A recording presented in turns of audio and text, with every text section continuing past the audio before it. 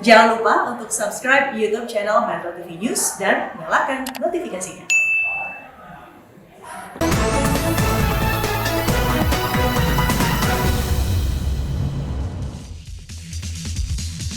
Selamat malam pemirsa, Anda menyaksikan Prime Talk Tajam Mendalam bersama saya Wahyu Wiwoho. Komisi Pemberantasan Korupsi atau KPK gagal menemukan bukti kasus dugaan suap pemeriksaan pajak dalam penggeledahan di 2 tempat di Kalimantan Selatan akhir pekan lalu. Padahal barang bukti tersebut amat penting dalam proses penyidikan kasus suap yang diduga melibatkan petinggi Ditjen Pajak, Kementerian Keuangan, dan pengusaha ternama asal Kalimantan Selatan. Kegagalan KPK dalam mengumpulkan bukti bukan kali ini saja terjadi. Belum lama ini KPK juga pernah gagal mengumpulkan barang bukti saat mengusut perkara dugaan suap pengadaan bantuan sosial yang melibatkan mantan Menteri Sosial Juliari Batubara. Apa penyebab KPK gagal mengumpulkan barang bukti yang krusial dalam sebuah proses penyidikan? Benarkah informasi penggeledahan kini kerap bocor? Inilah Prime Talk selengkapnya.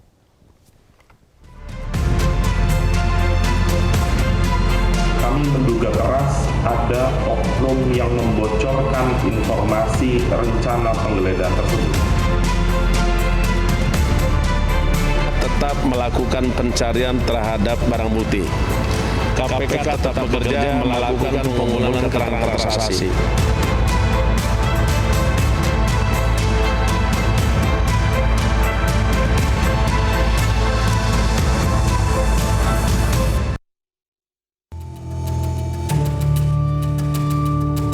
Operasi pencarian barang bukti perkara suap pajak di perusahaan asal Kalimantan Selatan, PT John Lynn Baratama, diduga bocor.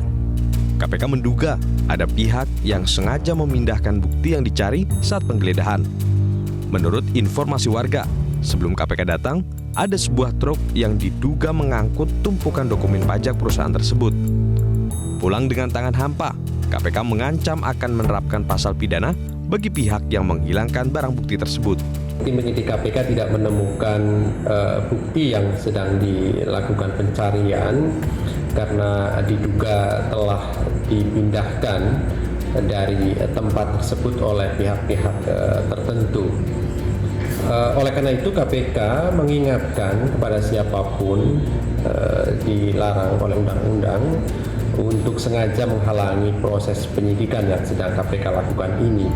Indonesia Corruption Watch meminta KPK untuk menyelidiki dugaan bocornya perintah penggeledahan dalam kasus dugaan suap pajak perusahaan Kalimantan Selatan, termasuk apabila melibatkan orang dalam KPK. Dewan Pengawas harus menginvestigasi akan adanya dugaan pelanggaran kode etik di sana. Yang kedua, bagi KPK juga penting untuk didesak mengeluarkan surat perintah penyelidikan untuk dugaan obstruction of justice atau menghalang-halangi proses hukum yang sedang dilakukan oleh KPK. Gagalnya penyitaan barang bukti oleh KPK bukan terjadi kali ini saja. Sebelumnya lembaga anti rasuah juga gagal menemukan barang bukti dalam penggeledahan rumah anggota fraksi PDI Perjuangan Ihsan Yunus pada Februari lalu di Jakarta. Rumah Ihsan Yunus digeledah dalam rangka penyidikan kasus korupsi bansos COVID-19 yang melibatkan mantan Menteri Sosial Juliari Batubara. Tim Liputan Metro TV. Apa yang bermain tanpa sepengetahuan Anda ya, informasinya seperti itu ya Bang? Ya pemirsa, apa sebenarnya penyebab kegagalan berulang KPK dalam mengumpulkan barang bukti korupsi dari tangan mereka yang diduga terlibat? Telah bergabung bersama kami melalui sambungan Zoom dengan Wakil Ketua KPK periode 2015-2019 Saud Situmorang dan juga anggota Komisi 3 DPR RI Taufik Basari, kemudian ada Koordinator Masyarakat Anti Korupsi atau MAKI Boyamin Saiman. Selamat malam Bapak-Bapak. Malam, Assalamualaikum warahmatullahi wabarakatuh. Waalaikumsalam warahmatullahi wabarakatuh. Saya ingin ke Mas Boy dulu nih, dari MAKI yang sudah punya data apa yang ingin melaporkan peristiwa dugaan entah bocor atau mungkin telat atau birokrasi bagaimana yang terjadi di KPK terkait tanggal 9 April kemarin. Apa yang Anda miliki, Mas Boy? Judul utamanya tidak profesionalnya penyidik dalam melakukan penyidikan. Itu intinya, Wahyu. Dan dengan pola yang sama saya berhasil membongkar kasus gagalnya atau terlambatnya atau terlantarnya penggeledahan kasus bansos. Dulu kan saya mencermati dari proses kasus yang besar itu kok yang digeledah hanya beritanya 4. Padahal biasanya itu pasti di atas 20. Maka saya melapor ke Dewas dan menggugat pra-peradilan dan terbukti ada 27 penggeledahan yang diizinkan Dewan Pengawas. Dan kemudian yang dikerjakan yang benar itu hanya 4 atau 5. Yang lain dikerjakan tidak benar, artinya itu terlambat 2 bulan dan terbukti gagal ketika melakukan penggeledahan. Dan itu pun penggeledahnya setelah saya gugat itu. Dan kemudian baru Jadi terlambat padahal suratnya sudah ditandatangani oleh Dewas. Iya, kan setelah ditandatangani Dewan Pengawas itu ada kelanjutannya, yaitu sprint dari atasan penyidik untuk melakukan penggeledahan. Nah, ini nampaknya setelah belajar dari kasus Bansos itu ketahuan itu izin Dewas itu di akhir Desember atau awal Januari, pelaksanaannya di Februari pertengahan. Saya yakin kalau penyidiknya itu sudah dapat surat perintah untuk menggeledah tindak lanjut izin Dewas tadi, saya kan langsung dikerjakan. Artinya ini ada keterlambatan atau sengaja dilambatkan, kan itu dugaannya. Itu di Kalau proses tadi Anda katakan kan penggeledahan. ketidakprofesionalan dari petugas di KPK. Ini kan terlalu luas ya kalau ketidakprofesionalan ya. Tepatnya apa, spesifiknya apa? Spesifiknya kalau yang kasusnya Ihsan Yunus itu adalah terlambat diberikan surat perintah. Dan dalam kasus yang John Lin ini juga ada sedikit keterlambatan atau bahkan agak terlambat. Kemudian ya memang dugaan bocor itu ada. Karena nyatanya memang ada barang yang dilarikan. Dan memang saya berdasar dari laporan itu nanti saya akan melaporkan ke Dewan Pengawas hari Kamis itu. Jadi saya dengan pola itu nanti Dewan Pengawas untuk melakukan audit kinerja dari penyidik dan atasan penyidik, bagaimana izin penggeledahan yang dikeluarkan Dewan Pengawas itu menjadi begitu tidak profesional karena termasuk salah satunya Zong tadi kan itu. Nah Zongnya karena terlambat dan juga diduga bocor. Sederhana itu, Wahyu. Baik, sebenarnya kami juga sudah mengundang anggota Dewas KPK namun belum ada yang memberikan konfirmasi saat ini. Jadi saya tanyakan ke Pak Saud yang dulu juga pernah memimpin proses penyidikan penegakan hukum di KPK. Kalau menurut Anda apa yang terjadi, Pak Saud? Ya sekali lagi saya mohon maaf dulu, nggak mau campur tangan keadaan di dalam seperti apa ya, karena itu ada kaitan juga dengan undang-undang yang baru ini. Cuman saya hanya mau mengatakan begini, kalau memang di pasal 47 undang-undang baru itu Dewas sangat menentukan di situ, termasuk di dalam hal penggeledahan. Nah tentu ini jadi menarik adalah saya pribadi selama di KPK itu paling menghindari untuk kemudian, karena gini, kalau kita mulai dari proses penyelidikan, kemudian masuk ke penyidikan itu kan selalu ada expose ya, pimpinan di situ berlima, kemudian diputus. Nah setelah itu, setelah proses penyidikan, saya pribadi selalu mencoba menutup kuping saya, tapi saya mengawasi apa yang mereka lakukan. Karena apa? Bahkan saya nggak pernah mau tanya-tanya, udah sampai mana di prosesnya. Saya khawatir itu kebocoran dari saya. It could be come from everybody di KPK, itu kebocoran bisa datang dari mana. Bisa juga dari istri juga bisa. Pas dia bilang, Papa mau kemana? Saya mau kayak ini, ya bisa. Segala macam bisa. Jadi sekali lagi kalau kita bicara kebocoran, sumbernya banyak. Oleh sebab itu, saya hanya bisa mengatakan, marilah kita hati-hati menjaga supaya pintu kebocoran itu tidak lewat dari saya. Tidak lewat dari penyidik, tidak lewat dari Dewan Pengawas, tidak lewat dari surat yang dibawa oleh OBI, OBI baca, bisa juga. Kan kita punya pengalaman yang dilempar lewat pagar segala macam itu. Jadi sekali lagi jadi Pak Saud, kalau melihat apa yang terjadi beberapa waktu terakhir ini di KPK, terutama di hari Jumat 9 April kemarin adalah diduga sangat kuat ini karena bocor ya, begitu? Iya, kalau ada penggeledahan kemudian tiba-tiba, kalau saya nggak tahu Bapak Boyamin juga dapat data mengenai ada truk yang masuk segala macam. Itu berarti kalau dihitung kronologisnya, kalau kita mau detail, mulai dari tanda tangan, mulai dari pengajuan tanda tangan, kemudian kapan truk itu keluar masuk, itu nanti kan dari kronologis itu bisa ketahuan. Dari siapa sebenarnya kebocoran itu dan kenapa sampai bisa terjadi. Jadi sekali lagi, karena ini proses penegakan hukum adalah pintunya keadilan, sebaiknya ya kita harus menyelesaikan ini. Oke, Pak Saud, idealnya dari waktu surat itu dikeluarkan kemudian sampai penyidik bisa langsung melakukan penggeledahan itu berapa lama waktunya? Ya, itu kan tergantung juga di mana daerahnya. Kalau dia mau naik pesawat kan tentunya itu beda lagi ya. Jadi sekali lagi antara mulai dikeluarkan dengan itu kan sebenarnya kalau penggeledahan dulu ya sudden death sebenarnya. Begitu surat perintah Anda harus jalan. itu juga nanti perlu dipelajari. Anak-anak itu setelah terima surat perintah, seperti Bu Yamin bilang, dia langsung jalan atau berlama-lama malam bukain surat, taruh di meja, dibaca sama temannya dan seterusnya. Itu kan pintu-pintu kebocoran itu bisa jadi macam-macam. Karena kalau kita bicara kebocoran, pintu kebocoran dari siapa ini yang pertama, itu yang kita harus pelajari lebih dulu. Jadi sekali lagi jaraknya harus cepat dong. Karena kalau tidak, karena di kasus yang lain kenapa bisa cepat, kasus ini tidak cepat. Jadi sekali lagi ya, keadilannya. Bukan karena birokrasi ini terjadi? Ya, saya pikir bisa juga karena memang kita lihat seperti apa dia dari satu meja ke meja yang lain. Kalau kemarin kan dari pimpinan tuh langsung jalan dan pimpinan tuh tidak begitu mereka penyidikan jalan. Katakanlah kalau di OTT begitu kita putuskan, ya itu timnya langsung 2-3 jam atau mereka langsung menutup, melokalisir.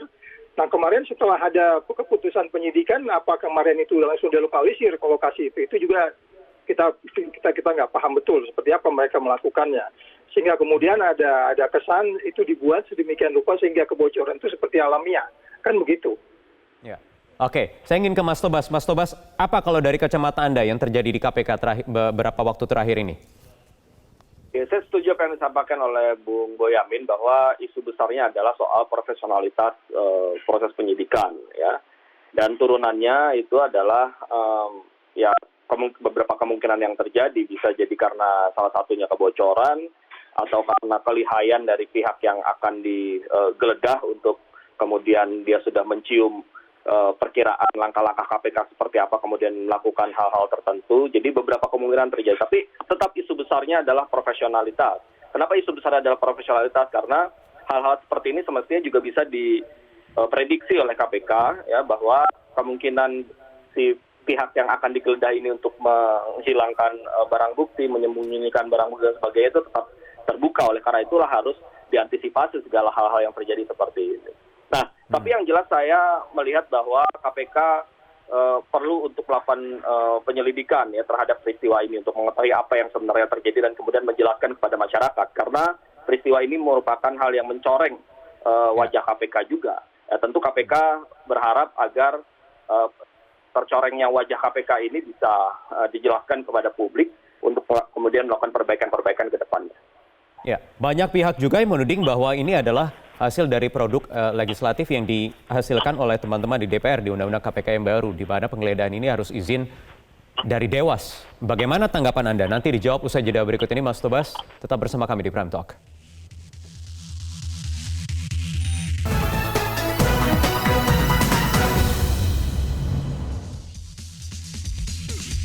Ya baik, kita lanjutkan lagi perbincangan. Saya ingin kembali ke Mas Tobas. Mas Tobas, publik juga banyak yang menilai peristiwa yang terjadi di KPK akhir-akhir ini terjadi karena memang birokrasinya sekarang yang berubah pasca undang-undang baru untuk KPK, di mana untuk penggeledahan ini harus izin Dewas. Apa tanggapan Anda, Mas Tobas? Ya, salah satu kritikan publik kepada undang-undang KPK ini kan adalah adanya keberadaan Dewan Pengawas ya waktu itu, dan kemudian ada prosedur-prosedur yang harus dilewati, termasuk juga dilewati melalui Dewan Pengawas. Tapi justru kalau kita melihat dalam perkara ini, saat ini kita berharap Dewan Pengawasnya kuat dan ada kan. Ketika masyarakat seperti Bung Boyamin ingin mempermasalahkan proses penyidikan yang dilakukan oleh KPK, justru dengan adanya Dewan Pengawas kita bisa menjadi lebih terbuka kesempatan itu. Nah, jadi saya tidak melihat bahwa persoalan ini diakibatkan oleh Undang-Undang KPK. Ya, karena Undang-Undang KPK sendiri malah dalam kasus ini terutama justru membuka kesempatan masyarakat untuk mempermasalahkan tindakan-tindakan KPK bila dianggap tidak profesional atau ada hal-hal yang bermasalah yang perlu diadukan dan perlu ditelusuri lebih lanjut. Nah, sekarang kita tunggu saja dua arah nih. Yang pertama di internal sendiri melakukan inisiatif untuk melakukan penyelidikan ya untuk mengetahui apa yang menjadi persoalan dalam kasus penggeledahan ini. Yang kedua ya kegiatan atau inisiatif dari masyarakat seperti Bung Boyamin ini yang juga akan melakukan pengaduan dan mungkin melakukan tindakan-tindakan pelaporan ya untuk kita mengetahui apa yang sebenarnya terjadi. Oke, baik. Jadi kalau menurut Anda, Mas Boyamin, saya ingin ke Anda. Jadi apa yang akan Anda lakukan dari Maki? Organ tadi pasti saya cadangkan gugatan pra peradilan untuk lakukan pengawasan secara eksternal melalui hakim dengan pintu masuk seperti kemarin dalam bansos penelataran izin penggeledahan, dan nanti akan ketahuan tanggal berapa itu diizinkan dan sebenarnya dilaksanakan tanggal berapa. Itu yang saya akan lakukan. Tapi berangkat dari itu sebenarnya seperti yang ditayangkan oleh Tempo, saya yakin itu dan sudah melakukan klarifikasi yang berikutnya, artinya latar belakangnya dan dari sumber lain, bahwa diduga tidak ada penyidik senior yang ikut penggeledahan itu.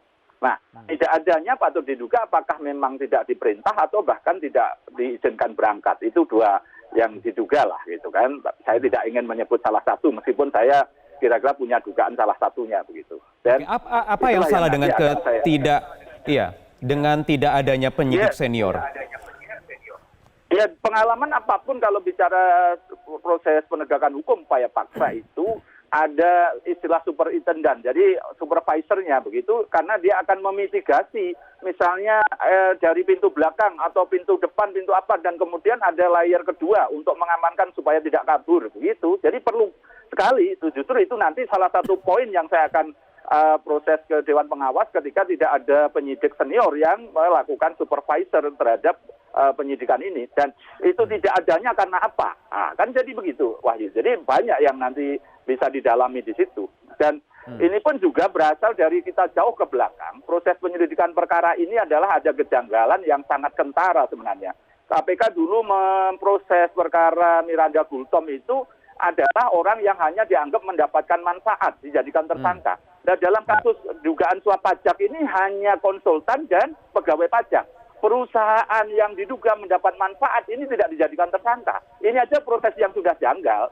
Ini kita kadang-kadang lupa pada proses ini, dan ini pun perlu nanti juga saya lakukan pengawasan terhadap proses ini. Kenapa perusahaan yang mendapat manfaat tidak dijadikan tersangka? Apakah ada masalah di situ? Dugaannya macam-macam nanti kan, itu kan. Dan ini perlu juga saya minta Mas Taufik Basari untuk juga sedikit menjewer lah. Apapun sumber masalah ini, kalau saya duga adalah kepemimpinan. Bukan soal revisi undang-undang KPK-nya, tapi faktor kepemimpinannya yang menurut saya ya kontroversi. Kedua juga, apapun saya ulang-ulang misalnya bagaimana memahami naik helikopter itu yang saya laporkan itu dugaan pelanggaran kode etik, tapi jawabannya narasinya mengatakan, kan saya bayar-bayar sendiri, pas saya cuti segala macam. Itu loh. Jadi ini sumbernya malah utamanya di kepemimpinannya gitu. Jadi perlu dijewer itu Mas Taufik kalau rapat Komisi 3. Makasih. Oke, baik. Saya ingin ke Pak Saud menanggapi apa yang disampaikan tadi oleh Mas Boyamin. Ada kejanggalan-kejanggalan tadi, ketiadaan penyidik senior, kemudian juga dari kasus pajak yang terjadi ini, perusahaannya juga belum ditetapkan menjadi tersangka. Anda bagaimana melihatnya, Pak Saud? Ya, seperti apa sekarang value di dalam KPK itu menjadi perhatian kita. Kalau dulu value-nya jelas, value-nya itu adalah integrity dan seterusnya. Jadi maksud saya adalah ketika kemudian kita harus menjalankan sesuatu, bentuknya undang-undangnya seperti apapun, undangnya tidak sempurna, katakanlah itu masih di judicial review ya. Tetapi ketika di dalamnya value-nya itu adalah menegakkan hukum dengan adil, jujur, dan benar, saya pikir akan tidak ada masalah di sana gitu. Jadi sekali lagi, sekarang kita pertanyakan, apakah nilai-nilai lama itu, undang-undang boleh berganti, tapi nilai-nilai lama yang ada selama ini, di bawah penegakan hukum itu dilakukan dengan adil, jujur, benar, dan seterusnya, apakah itu dilakukan gitu. Sehingga pertanyaan kita adalah, ini tanggung jawab kita bersama untuk kemudian membangun nilai baru dengan undang-undang baru itu. Sebenarnya dengan itu pun dijalankan seperti Bu Yami katakan tadi, tidak ada masalah. Mas Taufik juga mengatakan begitu. Sehingga pertanyaannya adalah, undang-undangnya mau dikasih kayak gimana pun, kalau value-nya nggak di-create dengan benar, ya kita akan menjadi seperti ini gitu ya. Itu aja mungkin, Mas. Oke. Jadi apa sekarang langkah awal cepat yang harus diambil oleh internal KPK, Pak Saud, menurut Anda? Iya, karena kan sudah dibilang bahwa KPK itu bagian dari pemerintah. Pak Presiden harus segera mengawasi ini dari day-to-day operation-nya. Kalau enggak nanti kan arahnya ke indeks persepsi korupsi kita gitu. Ya. Orang semakin melihat bahwa ini dikasih undang-undang gimana pun ternyata sama saja gitu ya. Jadi sekali lagi day-to-day operation-nya mereka harus diawasi. Kayaknya Benyamin suruh ngantor di situ deh, suruh duduk di depan tuh. Oke. Baik. Terima kasih Pak Saud Situmarang. Terima kasih Mas Boyamin. Terima kasih Mas Tobas, terima kasih. Kita akan nantikan terus apa kira-kira hasil yang bisa ditunjukkan oleh KPK untuk menjawab pertanyaan dan juga tudingan publik terkait bocornya penggeledahan dalam beberapa kasus terakhir ini. Baik, terima kasih Bapak-Bapak. Kita jeda terlebih dahulu pemirsa. Berikutnya nanti di Prime Talk akan ada informasi dan juga perbincangan selanjutnya. Di antaranya ada tim peneliti Universitas Airlangga Surabaya yang optimistis vaksin COVID-19 merah putih Unair bisa diproduksi pada Oktober atau November 2021. Sesaat lagi.